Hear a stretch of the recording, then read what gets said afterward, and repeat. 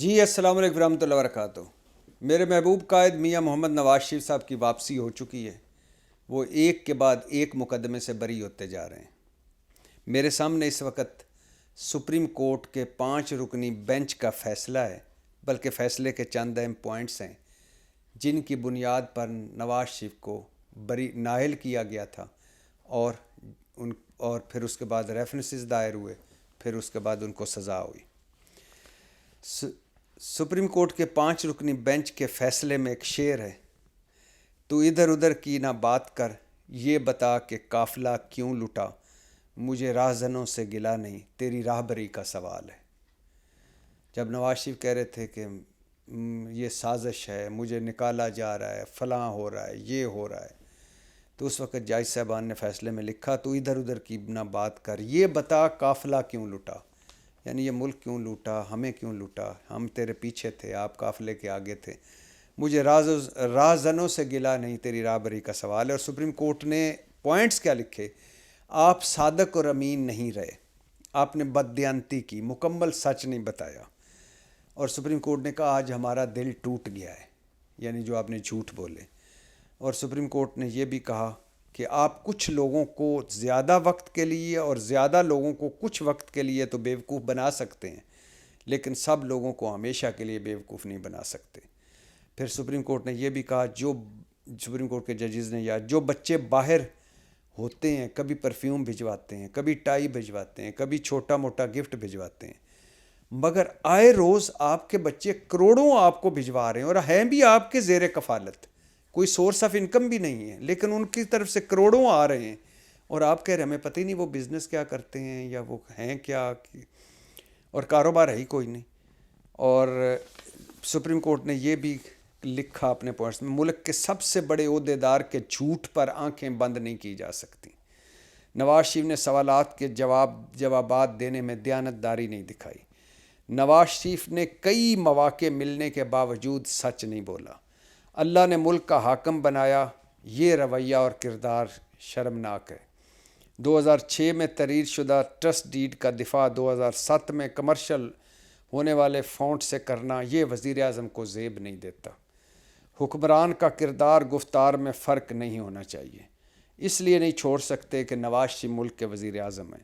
ملک کے سب سے بڑے عہدے پر موجود شخص سے ایمانداری کی توقع کی جاتی ہے۔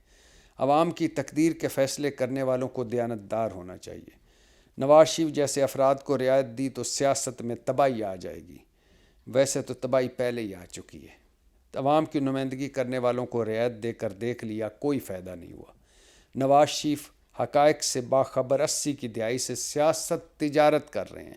نواز شریف نے راست بازی، دیانتداری کا مظاہرہ نہیں کیا۔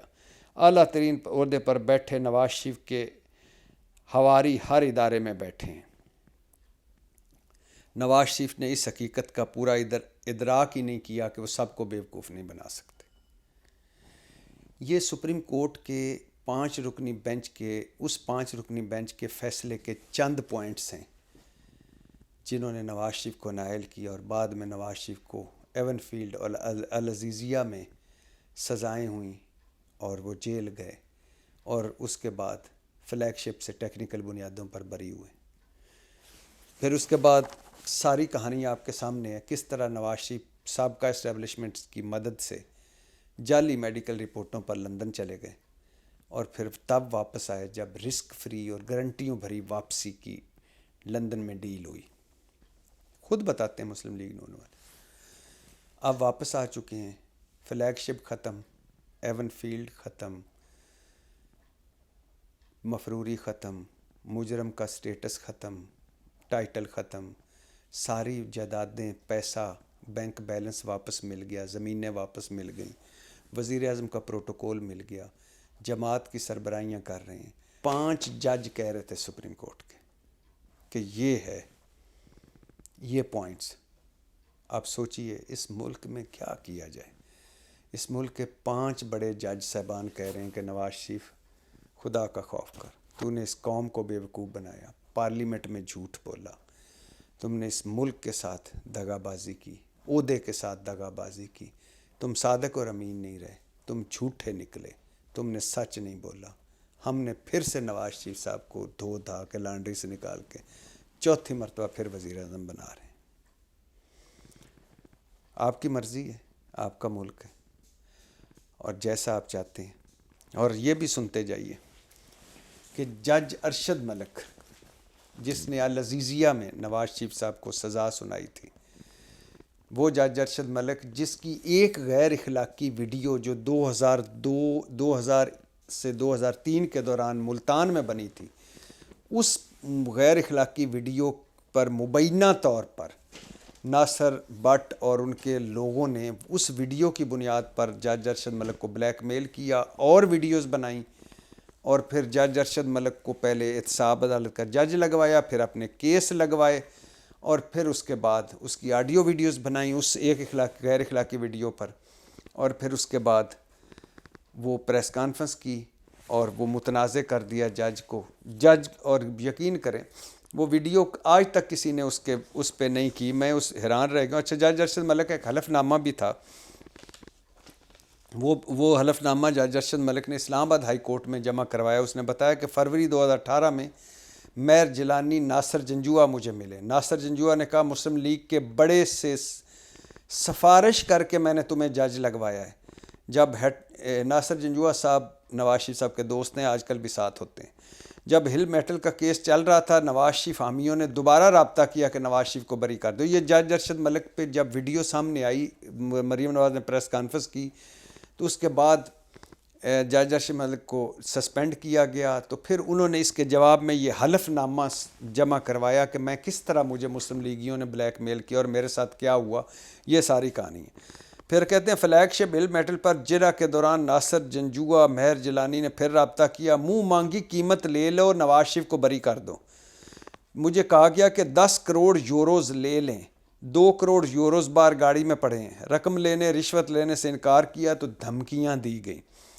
ناصر بٹ صاحب میرے جاننے والے مجھے ملے اور کہا نواز شریف نے انہیں قتلوں کے مقدمے سے نکالا ہے، ان کے لیے وہ کچھ بھی کرنے کو تیار ہیں، لہٰذا میری نواز شریف کو بری کر دو۔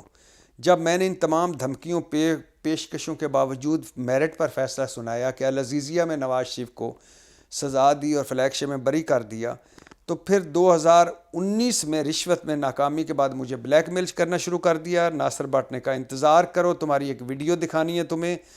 پھر مجھے 2000 اور 2003 کے دوران ملتان میں میری ایک غیر اخلاقی ویڈیو مجھے دکھائی گئی، اور اس ویڈیو کی بنیاد پر انہوں نے مجھے بلیک میل کرنا شروع کر دیا، اور میں بلیک میل ہونا شروع ہو گیا۔ پھر انہوں نے مجھ پر ایک اپنی مرضی کی آڈیو ویڈیوز مجھ سے بنوائیں، پھر اور مجھے کہا کہ آڈیو ویڈیوز بنا دو، صرف نواز شریف کو سنانی، آگے کوئی نہیں کرانی۔ میں بناتا گیا، سناتے گئے۔ پھر مجھے بلیک میل کر کے 6 اپریل کو جاتی عمرہ میں نواز شریف سے ملوایا۔ یہ نواز شریف اس وقت 8 ہفتے کے لیے سپریم کورٹ نے ان کو گھر بھجوایا ہوا تھا، مجرم تھے کہ جاؤ آپ ریسٹ کرو گھر جا کے، آپ کے اعصابی بیماری ہے۔ تو بعد میں مجھے ہل میٹل کے کمزور پہلوؤں پر مشورے مانگے گئے، لیکن مجھے نہیں پتہ تھا کہ وہ بھی ریکارڈ کر رہے ہیں۔ 6 جولائی کو مریم نواز نے کٹ ود کر کے اگے پیچھے کر کے میری ویڈیو کانفرنس کر دی۔ 28 مئی کو کہتے ہیں میں عمرہ کرنے گیا، ناصر بٹ نے مجھے وہاں حسین نواز سے ملوایا مدینہ میں 27 کی مبارک کی رات کو، اور 50 کروڑ کی آفر کی حسین نواز نے، اور کہا کہ تمام خاندان سمیت تمہیں کسی بھی ملک میں سیٹل کر دیں گے، بس تم نے کرنا کیا ہے؟ کرنا یہ ہے کہ تم استعفیٰ دے دو اور کہو کہ میں نے اس لیے استعفیٰ دیا ہے کہ نواز شریف کو سزا دینے کا مجھے ملال تھا، میرے دل میں غم اور غصہ تھا۔ اچھا، مزے کی بات سنیں، مریم نواز نے جب ناصر بٹ کی آڈیو ویڈیو والی پریس کانفرنس چلائی، اس کے بعد ایف آئی اے نے تحقیق شروع کی۔ پریس کانفرنس ہو گئی تو 36 سوالوں پر سوال نامہ شہباز شریف کو دیا گیا، اور کہا کہ یہ جو ابھی آپ نے پریس کانفرنس کی جس میں ناصر بٹ جج ارشد ملک کی ویڈیو آڈیوز چلائی ہیں، ٹوٹے چلائے ہیں، تو یہ کہاں سے آئے؟ تو شہباز شریف نے کہا مجھے تو یقین کریں پتہ ہی کچھ نہیں، 2-4 گھنٹے پہلے مجھے ویڈیو دکھائی گئی، میں تو احتساب بیٹھ گیا تھا۔ خواجہ آصف کو 22 سوالوں کے جواب، عطا تارڑ کو 22 سوالوں کے جواب، کوئی جواب نہیں۔ مریم نواز کو 41 سوالوں میں جواب دیے گئے، انہوں نے 20 سوالوں کے جواب دیے۔ لیکن وہ 20 سوالوں کے جواب کیا تھے؟ مجھے ککھ پتہ نہیں، جو علم ہے ناصر بٹ کو، ویڈیو منصوبہ ناصر بٹ کا، جج رابطے ناصر بٹ نے کیے، جج ارشد ملک سے ناصر بٹ کو پتہ ہے کہ ویڈیو ریکارڈ کس نے کی، ویڈیو ہمیں دکھائی ناصر بٹ نے، ویڈیو لائی ناصر بٹ نے، ویڈیو اب ہے ناصر بٹ کے ساتھ، ناصر بٹ کو جاتی عمرہ ارشد ملک کو، یعنی ویڈیو منصوبہ سارا کچھ ناصر بٹ پہ ڈال دیا، سب کچھ کہتے ہیں ناصر بٹ کا، مجھے تو پتہ ہی کوئی نہیں، ان کو پتہ ہے۔ ناصر بٹ اس وقت کہاں تھے؟ وہ لندن تھے۔ تو خیر اس کے بعد یہ بھی سن لیجئے کہ ویڈیو کے بارے میں سپریم کورٹ کے ججوں نے کہا کہ نواز شریف رہائی کے لیے ویڈیو فائدہ مند ہو سکتی ہے، کوئی درخواست تو دائر کرے۔ میڈیا بریفنگ میں دکھائی جانے والی ویڈیو کا کوئی والی وارث ہی نہیں رہا۔ جسٹس بندیال کہنے پر مجبور ہے، کیا کریں، کہانی بنانے والے کہانی سے لا تعلق ہو گئے، جنہوں نے ویڈیو بنائی وہی نہیں مان رہے، اور پھر اس کے بعد ختم کہانی۔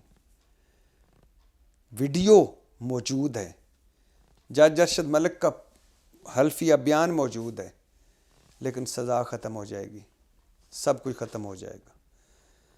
نواز شریف ہیں، سپر ڈپر لاڈلے ہیں، العزیز ایون فیلڈ ختم، فلیگ شپ ختم، الحدیبیہ ختم، العزیزیہ ختم، اور نائلی ختم۔ پاکستان زندہ باد۔